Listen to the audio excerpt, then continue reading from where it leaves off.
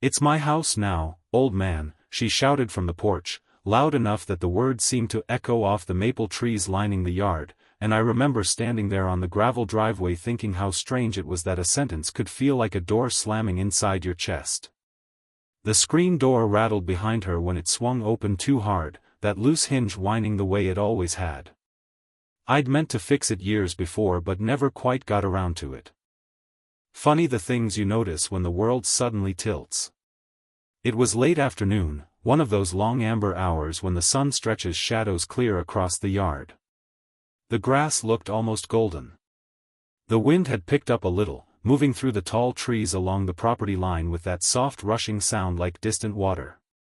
I could hear the refrigerator humming inside the house. Even from where I stood. You spend enough years somewhere and the house talks to you without needing to open the door. I didn't say anything right away. My hands were resting in the pockets of my jacket, thumbs hooked against the lining. The gravel under my shoes shifted a little as I adjusted my weight. Across the porch she stood stiff, chin raised, one hand gripping the doorframe like she needed it to steady herself. My daughter-in-law, Rebecca. She was younger then, early 30s maybe, with that determined look people get when they've already convinced themselves they're right. Behind her, somewhere deeper in the house, I could hear cabinet doors opening and closing. Probably my son moving around in the kitchen. He wasn't coming outside. That told me plenty. "You heard me," Rebecca said, louder this time. "You can't just show up here acting like you still run things. This place belongs to us now." The words hung in the warm air. A screen door creaked again as it swung partway shut and bounced open. That hinge whining the same old tune. I looked up at the porch. That porch had taken me 3 weekends to build. I could still remember the smell of the cedar boards when they were fresh, the way my hands ached from driving nails all afternoon. My boy had been 12 then, sitting on the railing swinging his legs while asking questions about every tool in the box. Back when the world still felt simple. Rebecca stepped down one porch step like she might come closer, her voice tight with anger. "You gave the house to Mark when you moved to that apartment. Everyone knows that." The gravel shifted again under my shoe. A breeze carried the smell of cut grass across the yard. I watched the sunlight sliding across the siding of the house, pale yellow paint, a little faded now. I had painted it myself the summer after we finished paying off the first round of repairs. My wife, Ellen, had stood out in the yard squinting up at it with one hand on her hip. "Looks like sunshine," she said. That was 30 years ago. Rebecca crossed her arms. "You can't just walk in and start telling people what to fix and what not to touch. Mark and I live here now. This is our home." I let my eyes drift along the roofline. There was a loose shingle near the chimney. I noticed it automatically. Old habits. Inside the house the refrigerator hummed steadily, and the faint tick of the kitchen clock carried out through the open door. My son still hadn't come outside. Rebecca's voice sharpened. "So if you're done pretending this place still belongs to you, you can leave." The screen door banged once in the wind. Then she said it. The sentence that started this whole memory. "It's my house now, old man." For a moment the only sound was the wind moving through the trees and the faint clatter of something metal in the kitchen. A spoon against a pot, maybe. I looked at her. Really looked. Her cheeks were flushed from shouting, hair falling loose around her face. There was something else there too, something underneath the anger. Fear maybe. Or the kind of stubborn pride people get when they think the ground beneath them is solid. I felt something twist quietly inside my chest. Not rage. Not even exactly sadness. More like a long, tired ache. Because houses carry years in their walls, and standing there in that driveway I could see them all at once. The summer we poured the foundation with borrowed tools, Ellen handing sandwiches through the kitchen window, Mark riding his bike in circles on the fresh asphalt before the grass even grew in. 40 years of life. Rebecca mistook my silence. She lifted her chin higher. "You heard me," she said again. "You don't have any say here anymore." Behind her, I heard my son's footsteps cross the kitchen floor. Then stop. Still he didn't come outside. The wind rustled the maple leaves overhead. A long shadow from the porch railing stretched across the yard like the hands of a clock. I felt the corners of my mouth lift. Just a little. Not a laugh. Not even really a smile meant for anyone to see. Just something quiet that rose up on its own. Rebecca frowned at that. "What's funny?" she snapped. I shook my head gently. "Nothing," I said. My voice sounded calm, even to me. I turned slowly and started walking down the driveway. The gravel crunched under each step, that familiar dry sound. The kind you hear 1,000 times over the years without ever noticing. Behind me I could feel her watching, confused now. Maybe expecting me to argue. Maybe expecting me to turn back. But I didn't. The wind moved through the trees again. The house hummed softly behind me. And as I reached the old mailbox near the road, something crossed my mind, not anger, not revenge, just a quiet memory of a stack of papers resting in a drawer back at my apartment. Mortgage documents. With a name written clearly across the top. Mine. The funny thing about pride is that it's loud in the moment and quiet afterward. I walked all the way down the driveway without looking back. The gravel thinned out where it met the road, and my shoes stepped onto the cracked edge of asphalt that had been patched twice since the county first laid it down. Cars used to pass that road more often back when the town was smaller. That afternoon it was empty. Wind moved through the trees again, carrying the dry whisper of leaves rubbing together. Behind me the house stood where it always had, sunlight sliding across the siding and the porch rail casting long shadows over the yard. I stood there for a minute near the mailbox, just listening. No shouting followed. No footsteps running down the driveway. Only the faint thud of the screen door closing and the distant hum of the house settling back into its ordinary sounds. It's strange how quickly the world can pretend nothing happened. I climbed into my old pickup, the seat springs creaking under my weight the way they always had. The key turned slow in the ignition. The engine coughed once, then settled into that low rumble I knew better than my own breathing. I drove away without hurry. The sun was dropping lower by then, casting long streaks of light across the road.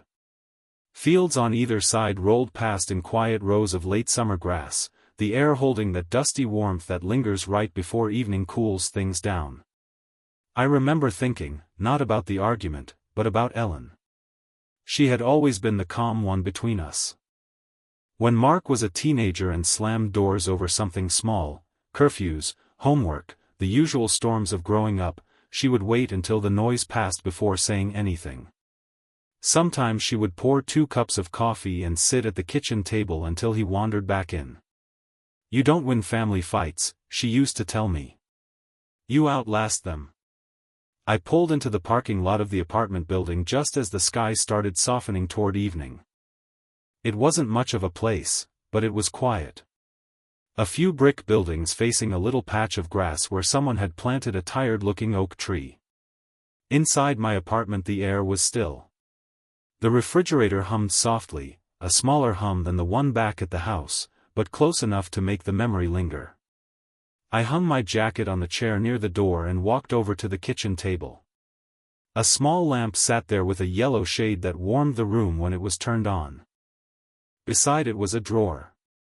I opened it. Papers slid softly against each other as I lifted the stack out. Mortgage statements, bank notices, official envelopes with tidy printed lettering across the top. I carried them to the table and set them down under the lamp. The rustle of paper in a quiet room has its own kind of voice. The first document on the stack was older, the edges softened from years of handling. The bank's name was printed in blue across the top, and beneath it the long block of legal language that most people skip over. But names stand out. Ownership stands out. And there it was, exactly where it had always been.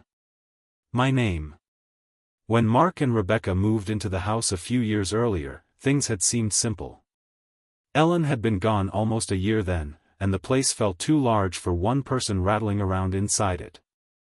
Mark had mentioned they were looking for somewhere more stable than their apartment in town. "You could stay with us," he said. He meant it kindly. But houses hold ghosts when someone you love is missing from them. So I moved into the apartment instead, and they moved into the house. We never changed the paperwork. Not because I was guarding it. Not because I was planning anything. Simply because no one had pushed the matter hard enough to sit down with a lawyer and finish the process. Life has a way of leaving things halfway done. And halfway done things sometimes stay that way longer than anyone expects. I sat there for a long time looking at the papers. Not with triumph. Just with the quiet recognition of what was true. Outside, a car passed along the street and its headlights slid briefly across the apartment wall before fading again. Night was settling in. The next morning I made coffee the way I always did, slow, careful, measuring the grounds by habit more than thought. The window above the sink faced east, and pale light spread across the counter while the kettle warmed. I didn't rush.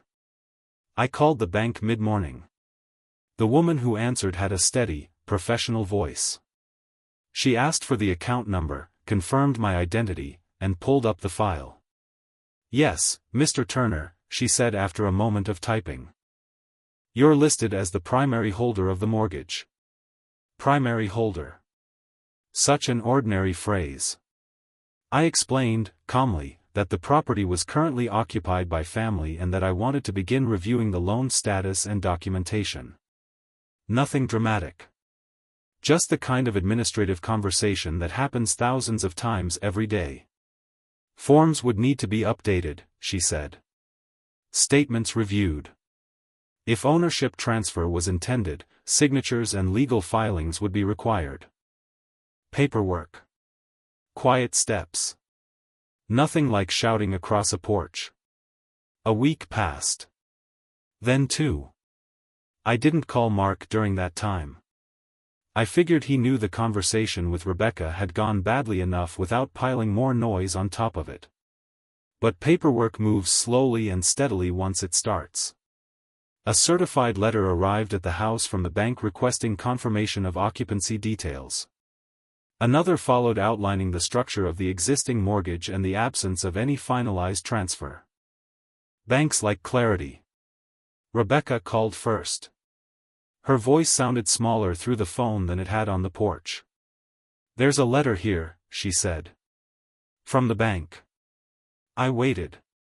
"It says the mortgage is still under your name." "Yes," I said gently. There was a long pause. Through the receiver I could hear the faint sounds of the house, the refrigerator hum, a cabinet door opening somewhere, the quiet life of the place continuing as it always had. "I thought," she began.